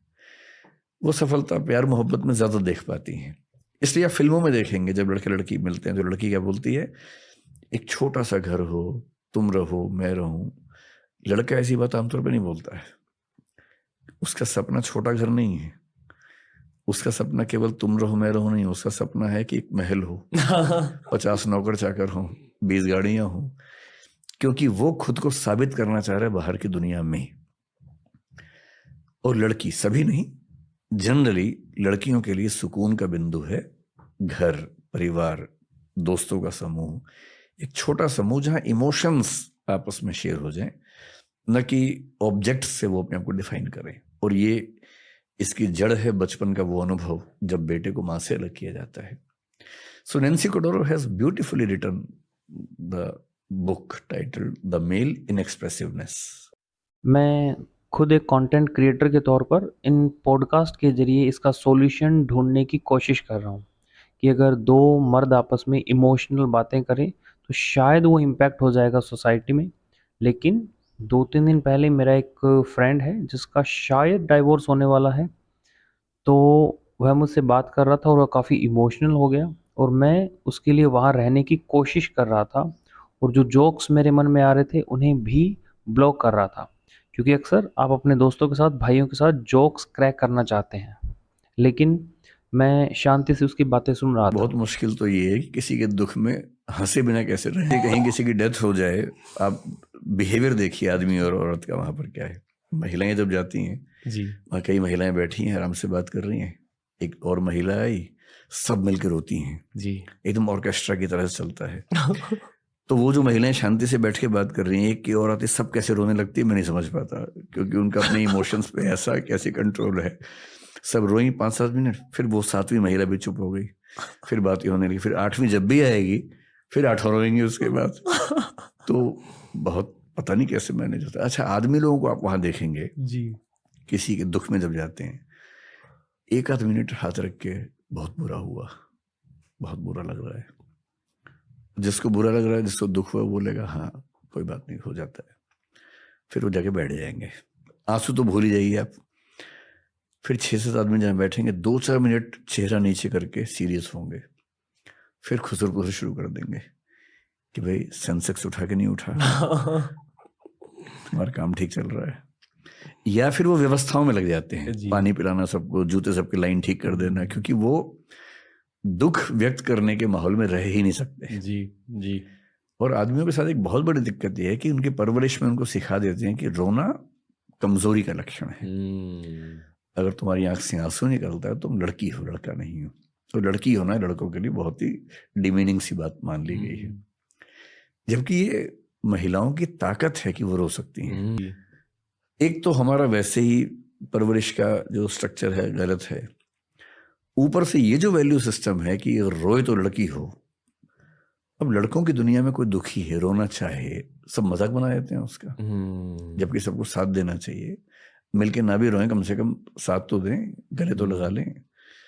पर रोना एक ऐसी बेहूदी बन गई है लड़कों की दुनिया में, तो फिर इलाज कहाँ से होगा? स्ट्रेस इकट्ठा होता जा रहा है, रो आप पा नहीं रहे, तो बहुत क्राइसिस है। लड़कों की दुनिया में क्राइसिस कम नहीं है, बहुत। कोई सॉल्यूशन है इसका? सॉल्यूशन ये कि एक ऐसी कल्चर जिसमें रोना अच्छी बात मानी जाए। सप्ताह में एक बार रोने का दिन बना लेना चाहिए। जैसे होता है ना, मंगलवार को फास्ट रखना है या फ्राइडे को फास्ट रखना है, ऐसे एक दिन रोने का फिक्स कर दे कि आज रोना ही रोना है, भी आधा घंटा कम से कम रो लो। वो मेरे साथ ध्यान में होता है, क्योंकि ध्यान में खुद का सामना करना पड़ता है, अपने इमोशंस का सामना करना पड़ता है। मैं एक बार किसी के अंतिम संस्कार में गया था, किसी की फैमिली में किसी की डेथ हो गई थी, वह मेरा फ्रेंड था। इसलिए जब आप अंतिम संस्कार में परिवार के सदस्यों से मिलते हैं, तो मैंने उनसे सिर्फ़ इतना कहा कि मैं हूँ आपके साथ, इशारों से, और वह हँसने लगा अपने परिवार के सामने। उस दिन मुझे मर्द होने की असलियत का पता चला, हर जगह जोक्स होते हैं। नहीं, मुझे लगता था जब मेरी माँ की मृत्यु हुई, मुझे लगता था कि मुझे असर नहीं पड़ेगा, क्योंकि मैं वैसा ही हूँ जैसे मर्द होते हैं हमारे देश में। वो इमोशनल एक्सप्रेशन कम करते करते इमोशनल ही नहीं रह पाते एक समय के बाद। मैं सरप्राइज था कि इतना कैसे मेरी नेचर चेंज हुई। मैं 1 महीने बोल नहीं पाया, 6 महीने फ्री नहीं हो पाया उस चीज से। 1 साल लग गया मुझे उस माइंडसेट से बाहर निकलने में। इसका मतलब, और मुझे खुशी है कि मैं कम से कम अपनी माँ की मृत्यु पर इतना दुखी हो पाया कि मतलब इमोशंस बचे हुए हैं। ये खुशी की बात है। हर बेटे को किसी न किसी दिन इस दौर से गुजरना पड़ता है। नहीं पड़ता है, वो बेटा ही गुजरे अच्छा है, माँ ना गुजरे तो ही अच्छा है। मतलब माँ के लिए इस चीज से गुजरना कि बेटा नहीं रहा या बेटी नहीं रही, वो ज्यादा दुख की बात है। तो ज्यादा अच्छा है कि बेटे और बेटी ही इस दर्द को झेलें कि उनकी माँ नहीं रही, पिता नहीं रहे। If you don't mind, as a man आपने क्या सीखा उस सिचुएशन से? मैंने सीखा कि जीवन में जब तक कोई व्यक्ति है उसकी कद्र ज्यादा करनी चाहिए, क्योंकि जाने के बाद अब कद्र कितनी भी करेंगे तो वो फायदा नहीं है ना। तो मतलब मैं अपनी माँ का बड़ा सम्मान भी करता था और हमारे बीच में बड़ा प्रेम भी था, पर फिर लगता है कि थोड़ा और समय दे पाता, रोज 1 घंटा और बैठ पाता। ये सब दुख तो होता ही है, और ये दुख सबको होना है। जब तक पेरेंट्स हैं आप टाइम बहुत दे नहीं पाएंगे, क्योंकि आप खुद व्यस्त हैं अपनी जिंदगी में। आप सुविधाएं दे देंगे, समय नहीं दे पाएंगे। और समय में दिक्कत ये भी है कि उनकी जनरेशन का थॉट प्रोसेस, रुचियां इतनी अलग हैं कि हम 2 4 5 मिनट के बाद कोई कॉमन पॉइंट भी नहीं बचता, क्या बात करें। जब केयर हम कर रहे हैं, वो भी हमारी केयर कर रहे हैं, लेकिन अब विचार और अनुभव और दुनिया, जरूरतें इतनी अलग अलग हैं, ज्यादा बात हो नहीं पाती है। लेकिन फिर ये कि जब वो नहीं रहते हैं तो लगता है कि काश और समय दिया होता। ये तो है। ये तो मैं अब सबको इतना ही बोलता हूँ जिनके पेरेंट्स ऐसी किसी अवस्था में है कि भाई जितना हो सके करो, और समय भी दो। बाद में मलाल ना रहे कि कुछ कमी रह गई। ये गिल्ट बड़ा गहरा गिल्ट होता है। ओके, मैं लाइफ के उस फेज़ पर पहुंच गया हूं जहां मुझे महसूस हो रहा है कि मेरे परिवार के सभी सदस्य धीरे धीरे एक बच्चे की तरह होते जा रहे हैं, और मुझे और अधिक अल्फ़ा बनने की ज़रूरत महसूस हो रही है। ये भी एक अजीब फेज़ है। 30 से 40 की उम्र जिसमें अब आप आने वाले हैं ना, इस उम्र में पेरेंट्स की केयर ज्यादा करने का मामला बनता है। और 40 से 50 के बीच में जनरली उनकी जुदाई झेलने का समय आता है। जनरली हमारे देश में जो एवरेज एज है उसके हिसाब से, किसी किसी केस में थोड़ा जल्दी होता है, किसी में बहुत बाद में होता है, लेकिन ऑन एन एवरेज 40 से 50 के बीच में ऐसा झटका लगता है। So yes, you have to be more attentive towards them. और क्या होता है इस उम्र में आके ना, उन्होंने जो अचीव करना था मोरलेस कर लिया होता है, वो रिटायर्ड लाइफ के आसपास पहुंच चुके होते हैं। उनकी रिक्वायरमेंट ये बहुत ज़्यादा नहीं है कि फिनेंशियली कोई सपोर्ट करे, मतलब मिडिल क्लास में, क्योंकि वो जनरली इतना उनके पास होता है कि वो अपना काम चला लेते हैं। वो बहुत बड़ा इशू नहीं होता कई घरों में। उन्हें उनकी उम्र के कुछ दोस्त मिल सकें, ऐसा माहौल आप बना सकें, और उनके साथ दिन में 10 मिनट आधा घंटा कम से कम बैठ के बात कर लें। हो सके तो इमोशनल बातचीत, जो पहले की जनरेशन्स में आसान नहीं होता था। अब जो नई जनरेशन्स हैं पेरेंट्स के साथ इमोशनल बातचीत ज़्यादा कर पा रहे हैं। तो अब नई जनरेशन्स में इमोशंस का गैप कम हुआ है, एक्सप्रेसिव ज़्यादा हैं बच्चे। और मैं देखता हूँ कि पेरेंट्स आजकल बच्चों के दोस्त पहले की तुलना में ज़्यादा बन पा रहे हैं, विच इज़ गुड। लेकिन फ्रेंडली कितना ही बन लें, फ्रेंड तो नहीं बन पाएंगे, क्योंकि वो बच्चे नहीं बनाना चाहेंगे ना, फ्रेंड तो क्यों बनाएंगे। पर फ्रेंडली भी अगर हो पा रहे हैं तो ज़्यादा अच्छा है। कि मुझे लगता है आज से 30 साल बाद, जब मैं 30 तो शायद बच्चे भी नहीं, मेरे 20-25 ही बच्चे होंगे। आप ये सच में मानते हो? मुझे बचपन में किसी ने कहा कि तुम्हारी उम्र 77 ईयर्स की है। अब मुझे नहीं पता उस बात में कितना वजन है, पर मैं 50 का होने वाला हूं। तो मेरे मन में बैठ गया कि मैं 77 की एज में मरूंगा।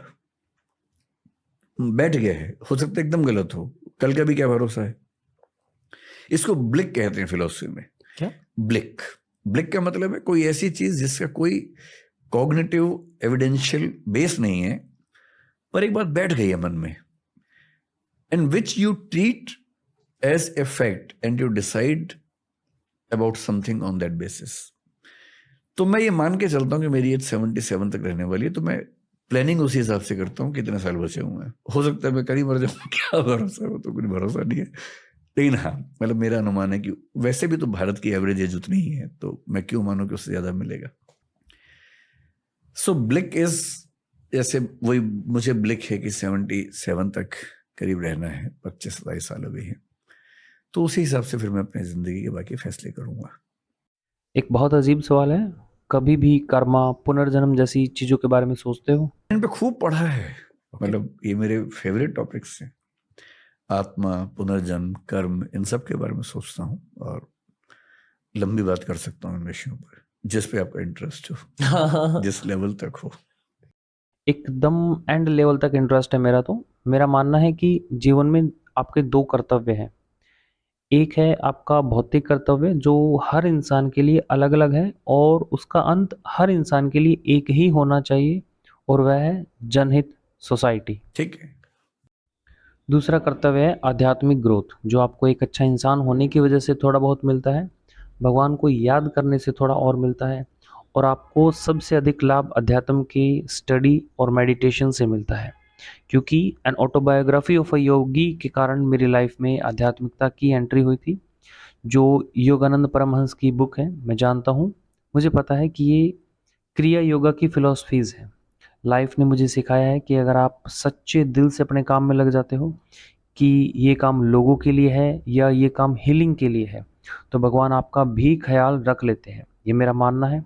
तो केवल इन दो फिलॉसफीज़ के साथ मैं अपनी ज़िंदगी में आगे बढ़ रहा हूँ, और आई होप कि मैं एक अर्ली रिटायरमेंट लेकर मैं पूरी तरह से सामाजिक कार्य और मेडिटेशन में घुस सकूं। एट सम पॉइंट मैं पीछे हटने वाला हूं और केवल ऊपर वाले को याद करने वाला हूं, क्योंकि जितना मैंने किताबों में पढ़ा है, मैं निश्चित रूप से मानता हूं कि मोक्ष, निर्वाणा जैसी चीज़ें भी होती है। हम इस संसार में तब तक आते रहेंगे जब तक हमें परम आध्यात्मिक उन्नति नहीं मिल जाती। और मुझे खुशी होगी अगर भगवान भी चाहे कि यह इस दुनिया में मेरा आखिरी जन्म हो, और मैं पूरी ताकत से कोशिश करूँगा कि सचमुच मेरा आखिरी जन्म हो, क्योंकि मैं जानता हूँ कि मेरे अंदर जितना फोर्स है, और उस फोर्स को भौतिक संसार से निकाल दूं और पूरी फोर्स आध्यात्मिक दुनिया में लगा दूं, मुझे लगता है यह मुझे लंबे समय तक खुश रखेगा। यही मेरी थॉट प्रोसेस है, यही मेरे ओपिनियंस हैं। आपकी क्या राय है सर? इसमें 2-3 पॉइंट्स हैं। एक तो जो स्पिरिचुअल जर्नी की बात आपने कही ना, क्या होता है कि हम जब बड़े होते हैं तो हमारा थॉट प्रोसेस चेंज होता है जी। इसलिए छोटा बच्चा अगर बदमाशी ना करे तो अपने स्वधर्म के खिलाफ जी रहा है। इसलिए बच्चों को बदमाशी करना बहुत जरूरी है, शरारती होना बहुत जरूरी है। और जितना ज्यादा वो शरारती है उतना ज्यादा उसे पोटेंशियल है, जनरली आप ये भी मान के चल सकते हैं।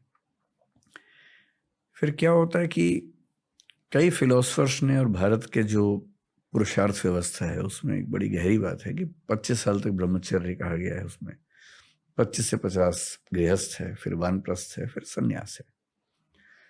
ये बहुत बहुत लोगों ने बहुत लंबे समय तक सोच समझ के सिस्टम बनाया होगा। एक कीरकेगार्ड नाम का फिलोसफर जर्मनी में हुआ, हीगेल से करीब 100 साल पहले, और उसकी नहीं सॉरी हीगेल के समय में हुआ। और क्योंकि हीगेल बहुत पॉपुलर था, हीगेल एक रैशनलिस्ट था जो बहुत ही ऊट पटांग बात बोलता था जिसको लोग समझ नहीं पाते थे। उसने बड़ी गहरी बात कही कि जिंदगी में फेजेस आते हैं।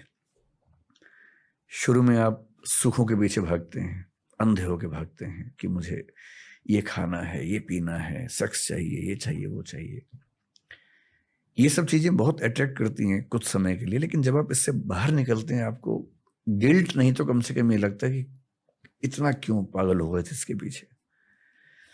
धीरे धीरे आप नैतिक जीवन की ओर बढ़ते हैं, फिर नैतिक जीवन से भी ऊब होने लगते हैं, फिर आप स्पिरिचुअल लाइफ की ओर बढ़ते हैं।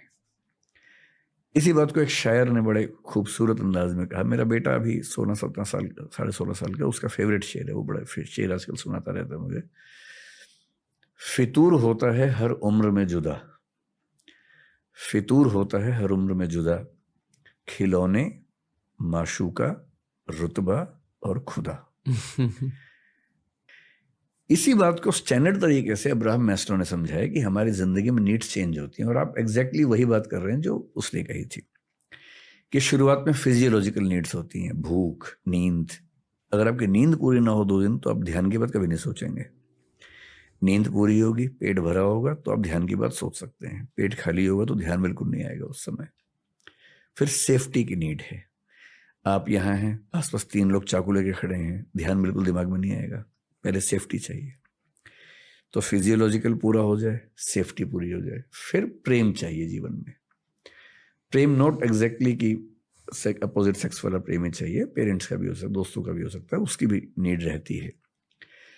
इसलिए आप देखेंगे लोग अपने 20 से 30 की उम्र में करियर ओरिएंटेड इतने ज्यादा होते हैं कि दोस्तों को भूल जाते हैं, क्योंकि वो सेफ्टी की नीड पे फोकस होते हैं, और सेफ होते ही दोस्तों को याद करते हैं वापस कि यार कहाँ हो, फिर बैठते हैं, क्योंकि अब उनको प्रेम चाहिए, मित्रता चाहिए।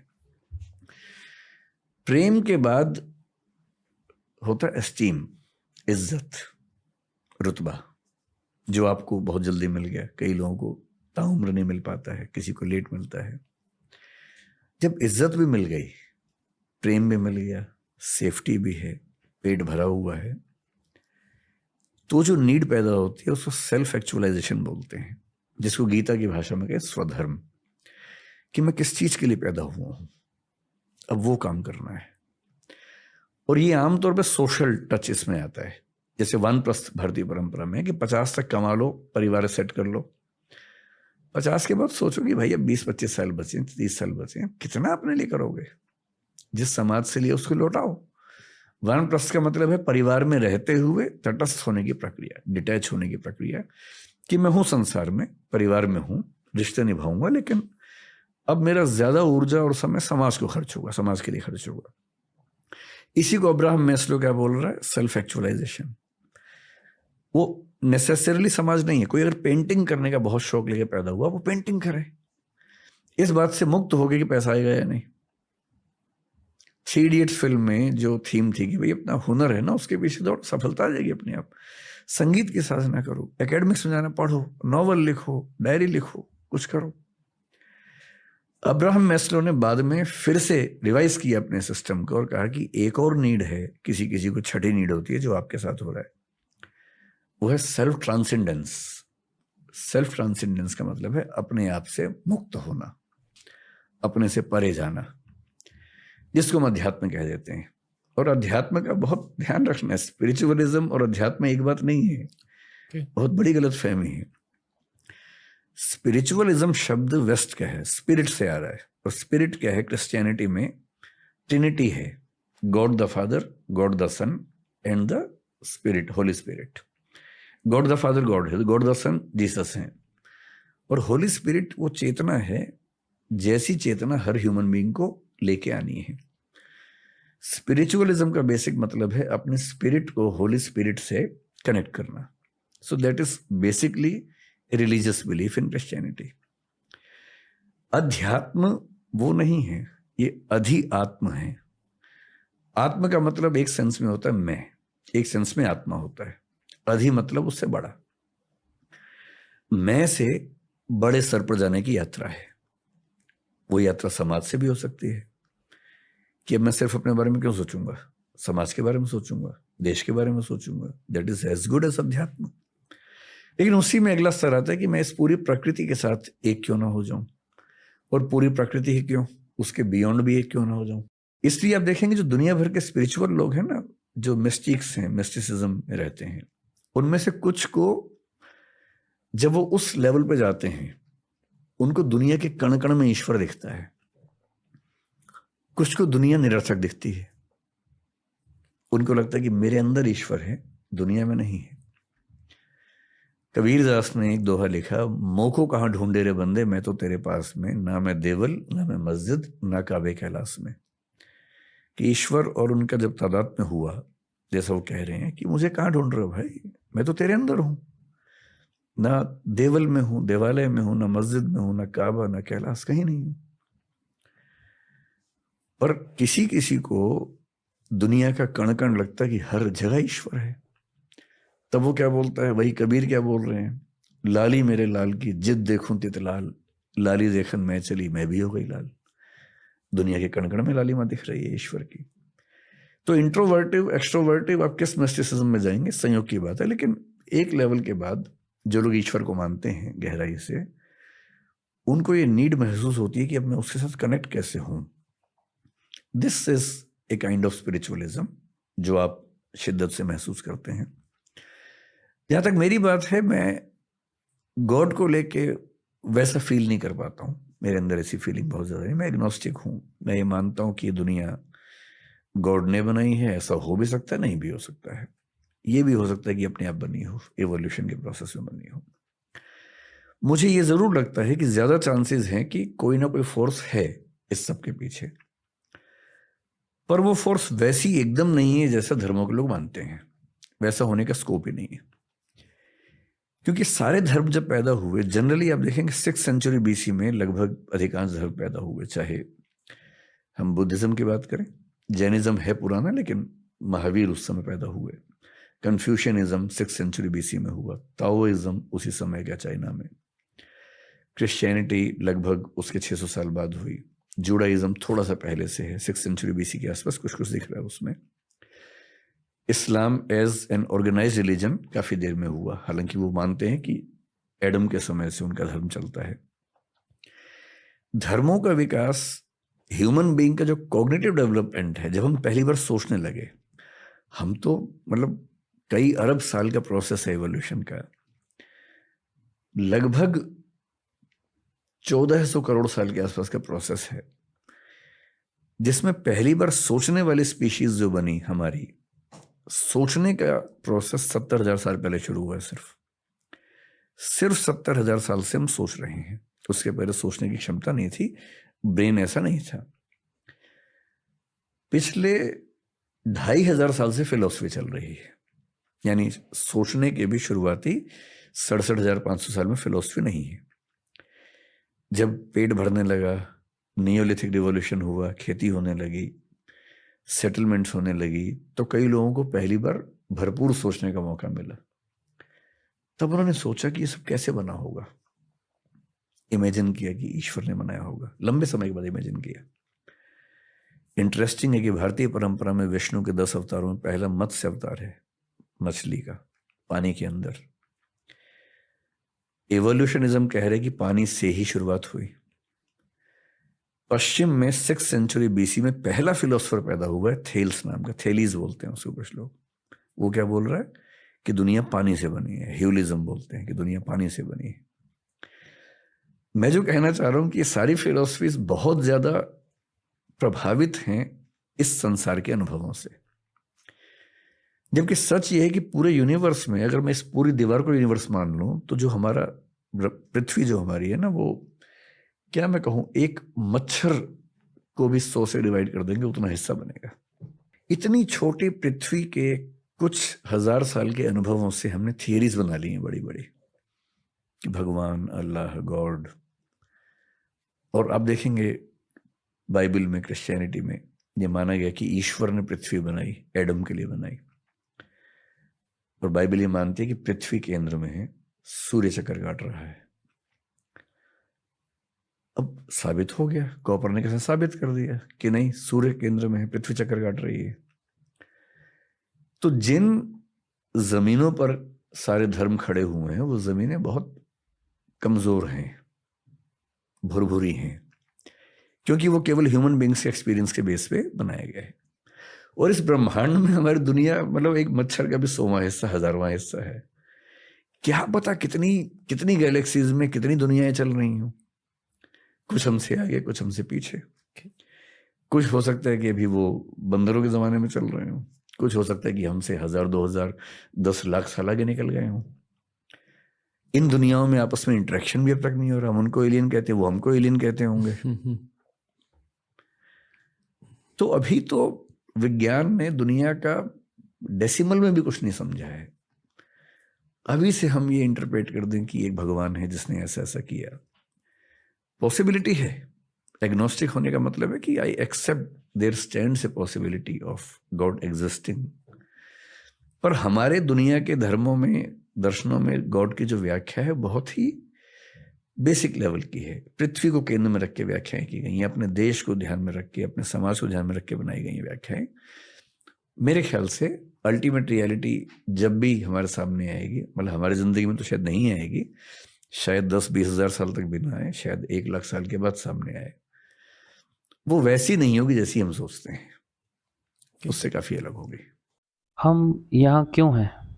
मतलब इस क्वेश्चन का आंसर मेरे पास नहीं है, और मेरा आंसर यही है कि मुझे भी नहीं पता कि हम यहाँ क्यों हैं। तो let us celebrate and enjoy that we do not know कि हम यहाँ क्यों हैं। इसी सवाल को लेके मैंने अध्यात्म की पढ़ाई की है। नहीं, वो ठीक है, ये बेसिक सवाल है कि हम यहाँ क्यों हैं, पर इसमें एक प्रेमाइस है कि आप ये मान के चल रहे हैं कि दुनिया में हर चीज किसी कारण से ही होती है। हम इस प्रेमाइस को क्यों माने? क्योंकि कॉज इफेक्ट रिलेशनशिप, कारणता संबंध की हर चीज कारण से ही होती है, ये अपने आप में इंडक्टिव है। इंडक्टिव का मतलब है एक्सपीरियंस के बेस पे हमने निकाल लिया है। ऐसा कोई प्रूफ नहीं है कि हम ऑन्टोलॉजिकल लेवल पर, मेटाफिजिकल लेवल पर ये साबित कर सकें कि कॉजेशन या हर चीज का कारण होता है। ये हमारे मानव संसार के बियॉन्ड भी अप्लाई होने वाला है, ऐसा कोई गारंटी नहीं है। क्वांटम फिजिक्स में आजकल हम देखते हैं कि कुछ चीजें हैं जहां कॉजेशन का प्रिंसिपल हिल रहा है। ये तो इंटरेस्टिंग है। अभी देखिए, इस साल जो नोबेल प्राइज मिला है फिजिक्स वाला, क्वांटम फिजिक्स के लिए मिला है, उन लोगों ने क्या साबित किया? आइंस्टीन ने जो साबित किया उसके रिवर्स साबित किया। आइंस्टीन ने ये साबित किया था कि जो प्रकाश हम देखते हैं वो सिर्फ वेव नहीं है, it can also be particle, जिसको उन्होंने फोटोन कहा। आइंस्टीन के समय में एक एक्सपेरिमेंट हुआ और आइंस्टीन हिल गए, पर उन्होंने उसको खारिज कर दिया। उसने कहा कि no, God doesn't throw dice, मतलब वो पासे नहीं खेलता है, सिस्टम से काम करता है।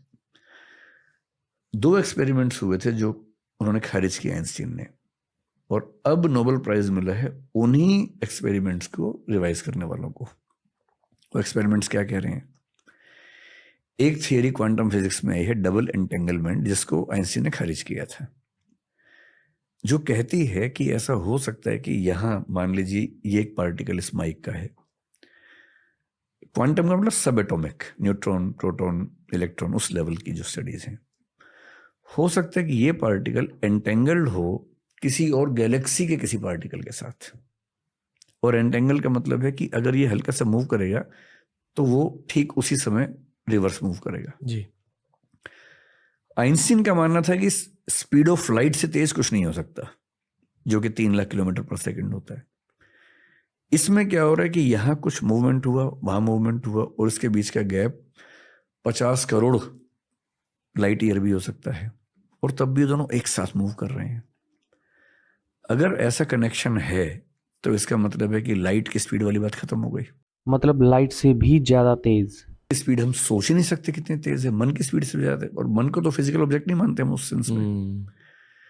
फिर वो जो प्रकाश की किरण है, जब डबल स्लिट एक्सपेरिमेंट यूज किया गया तो देखा गया कि वो बिहेव करती है अलग अलग, जब उसको देखा जाए और जब ना देखा जाए। अगर आपने एक्सपेरिमेंट किया, डबल स्लिट एक्सपेरिमेंट बोलते हैं, 2 पार्ट में बांटते हैं, तो देख रहे हैं तो शायद उसका बिहेवियर हो जाता है पार्टिकल वाला, नहीं देखते तो वेव वाला हो जाता है, और जैसे ही उसको ऑब्जर्व करने का इंस्ट्रूमेंट लगता है बिहेवियर चेंज हो जाता है। इसका मतलब जिसको आप भौतिक मान रहे हैं वो इतना भौतिक भी नहीं है। यानी कि ऑब्जर्व किए जाने से, भाई हमें कोई ऑब्जर्व करता है, हमारा बिहेवियर चेंज हो जाता है, ये तो समझ में आता है। लेकिन लाइट के पार्टिकल्स का बिहेवियर अगर चेंज होता है देखे जाने से, इसका मतलब भौतिक और चेतन, मैटर और कॉन्शियसनेस का जो डाइकोटमी हम मानते हैं कि दोनों अलग अलग हैं, शायद वो भी नहीं है। और अगर परसीवर के देखने से रियलिटी चेंज हो रही है तो शायद शंकराचार्य ठीक कह रहे थे। और जो श्रोडिंगर नाम के साइंटिस्ट हुए, जो आइंस्टीन के खिलाफ क्वांटम फिजिक्स में खड़े हुए थे, उन्होंने भारतीय दर्शन का तत्वमसी सिद्धांत जो उपनिषद का, उसको फॉलो किया, उस पर लिखा बहुत ज्यादा। क्वांटम फिजिक्स में उनसे बड़े विद्वान दुनिया में नहीं हुए। इसलिए इतने रहस्य हैं कि मुझे नहीं लगता कि हमारे जीते जी कोई अंतिम फैसला हो पाएगा, लेकिन जब भी होगा बहुत इंटरेस्टिंग होगा।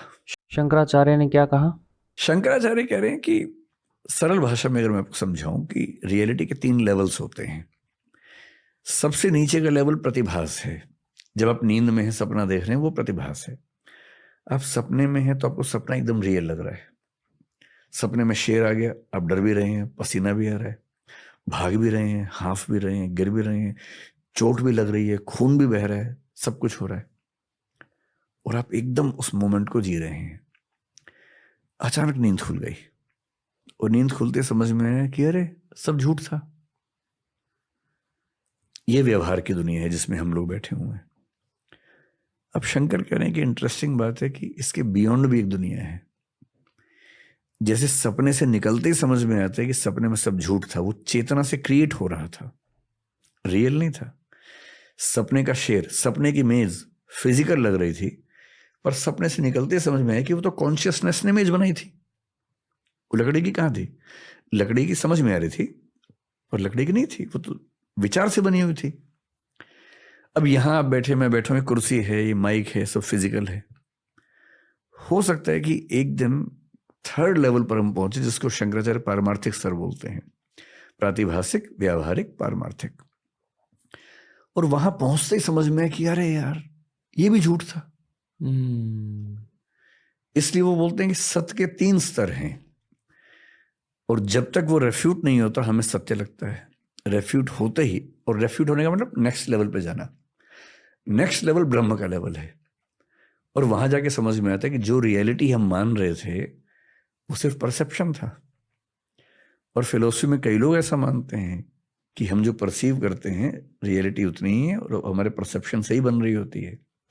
There is nothing real as such, reality is what we construct. ये बात पश्चिम में हीगल भी कह रहा है, पश्चिम में कांट भी।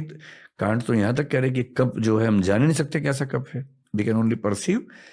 और जो हम परसीव करते हैं सब एक जैसा, that is phenomena, that is not noumena. Noumena is the ultimate reality. The cup in itself is noumena, the cup how we perceive is phenomena. तो हमारी बहुत लिमिटेशंस हैं। हम इस दुनिया को जितना समझने का दावा करते हैं, हम ढेला भर नहीं समझते दुनिया को, और दुनिया के बियॉन्ड भगवान को समझ लेंगे, ये तो बहुत बड़ी बात हो गई। मुझे लगता है कि हम लोग बहुत छोटे हैं और उसको समझने का दावा करना ठीक नहीं है। समझने की कोशिश करना ठीक है, और वो कोशिश इस उम्र में सफल नहीं होगी, ये मान के और इस चीज से सुकून में रहना कि ठीक है हम कोशिश कर रहे हैं, नहीं होगा तो नहीं होगा। इसमें क्यों बेचैन होना है कि जिस चीज का ज्ञान हो ही नहीं सकता उसके मामले में ये सुकून काफी है कि मैंने ज्ञान की कोशिश तो की और मैंने बिना जाने किसी झूठी बात को स्वीकार तो नहीं किया। जब सारी दुनिया एक चीज को फॉलो करके पीछे दौड़ रही थी, मैं कम से कम रुक गया कि तब तक नहीं मानूंगा जब तक भरोसे के लायक जानकारी ना हो जाए। मैं कम से कम रुका तो, या जब तक मैंने खुद उस चीज को फील नहीं कर लिया, जान नहीं लिया, तब तक क्यों उसको मैं मान लूं। आज मैंने ये फील किया है कि आपकी इतनी बड़ी फैन फॉलोइंग क्यों है। इतनी गहराई से किसी ने बात नहीं की इस पॉडकास्ट पर इतनी क्लैरिटी के साथ। क्या आपको लगता है कि आजकल लोग ऐसी बातें सुनना चाहते हैं? सरप्राइजिंगली, क्योंकि जब मैंने फिर अभी मैंने अपना चैनल शुरू किया कुछ दिन पहले, पिछले साल एक डिस्प्यूट हुई थी, मेरे एक वीडियो की क्लिप कुछ लोगों ने फैलाई, उसमें ऐसा लग रहा है कि मैं जो सीता माँ है उनका अपमान कर रहा हूँ, लेकिन वो ऐसी जगह काटा गया कि वो लिटरेचर का पार्ट था। तो बहुत डिस्प्यूट हुई उस समय, बहुत मतलब FIR वगैरह वो सब चीज़ें भी हुई। तो मुझे लगा कि कभी ऐसा हो तो कम से कम मेरा अपना एक मंच तो हो। दृष्टि IAS का एक बड़ा प्लेटफॉर्म है, उसमें 10 मिलियन से ज़्यादा सब्सक्राइबर्स हैं, लेकिन मैं नहीं चाहता कि मैं अपनी पर्सनल लड़ाइयाँ उस पर लड़ूँ, वो तो एक ऑफिशियल चैनल है। So I started my own channel मेरे नाम से, विकास दिव्य कीर्ति। अभी मैं वीडियो तो बहुत कम अपलोड कर पाता हूँ, 12 वीडियो तक अपलोड किए हैं और उस पर सब्सक्राइबर्स लेकिन 22-23 लाख के बीच में कहीं हैं। तो मैंने जब उसको शुरू किया तो मैंने कहा मैं इस पर फिलोसफी की बातें करूँगा। मैंने वो 4 वीडियो फिलोसफी की डाले हैं सिर्फ, जिसमें से एक चारवाक फिलोसफी के बारे में है, एक है व्हाट इज अल्टीमेट रियलिटी, एक है फिलोसफी क्या होती है, एक इंडियन फिलोसफी का इंट्रोडक्शन डाला है, उपनिषद वेद से लेकर ओशो रजनीश तक का पूरा। मेरा ख्याल था कि इन विषयों को कौन सुनना चाहेगा, तो मैंने अज्यूम किया था कि 1-2 लाख लोग उसको शायद देखेंगे, और लेकिन सरप्राइजिंगली वो वीडियोस करीब 50 लाख 45 लाख लोगों ने देखे हैं और डिमांड कर रहे हैं कि और बनाओ वीडियो। अब मुझे टाइम 1-2 महीने से नहीं मिल पा रहा, मैं बहुत बिजी चल रहा हूँ क्लासेस वगैरह में। So may be in next 1.5 months my batches will be over and then I'll restart with the channel. कब स्टार्ट कर रहे हो the Vikas Divya Kirti show? मतलब आप चाह रहे हैं कि मैं पॉडकास्ट शुरू करूं अपना? जी। हाँ तो कर देंगे जल्दी। और आपको एक कन्वर्सेशनल पॉडकास्ट स्टार्ट करना चाहिए जहां आप ओपनली बहुत डिटेल से बिना टाइम लिमिट के हर हफ्ते एक एपिसोड कर दो तो सर पूरा देश इसे सुनेगा और देखेगा। टाइम की बड़ी किल्लत रहती है, लेकिन मैं कोशिश करूंगा, जरूर करूंगा। मतलब पहली बार सुझाव मिला तो सीरियसली इसको लेता हूँ। क्योंकि पॉडकास्टर के लिए ये एक बहुत रेवोल्यूशनरी प्रोसेस है, क्योंकि आपको चैलेंज किया जाता है हर हफ्ते में एक बार। कोई अच्छा गेस्ट आपको चैलेंज करेगा, जैसे कि आज आपने मुझे चैलेंज किया। This is what I live for. ये इस करियर का रश होता है, कोई आपको चैलेंज करेगा तब आपकी ग्रोथ होती है। That's it. यही था सर आज का पॉडकास्ट। कैसा लगा सर आपको? बहुत बढ़िया, खूब Okay. मजा आया मुझे। आपको? बहुत बहुत अच्छा लगा, मतलब जितना मैं कहूँ कम होगा। आपने बहुत इन्फॉर्मेशन लोड की है मेरे दिमाग में सर, इसलिए I lost for words. I just want to say thank you. देश के लिए अभी बहुत कुछ कर रहे हो as a thought leader. Thank you sir. तो ये था आज का पॉडकास्ट दोस्तों। बताइए कैसा लगा विकास सर के साथ। ऑफ कोर्स हम और बहुत सारी बातें करेंगे, तो अगली बार जब भी हम पॉडकास्ट रिकॉर्ड करेंगे विकास सर के साथ, तो आप बताइए हमें किन टॉपिक्स पर बात करनी चाहिए। और अगर आप पहली बार इस चैनल पर आए हो विकास सर की वजह से, तो प्लीज़ सब्सक्राइब पॉडकास्ट पोस्टमार्टम और बाकी पॉडकास्ट भी सुनिए, आपको बहुत कुछ सीखने को मिलेगा। पॉडकास्ट पोस्टमार्टम को सपोर्ट करते रहिए। Thank you. जय हिंद, जय भारत।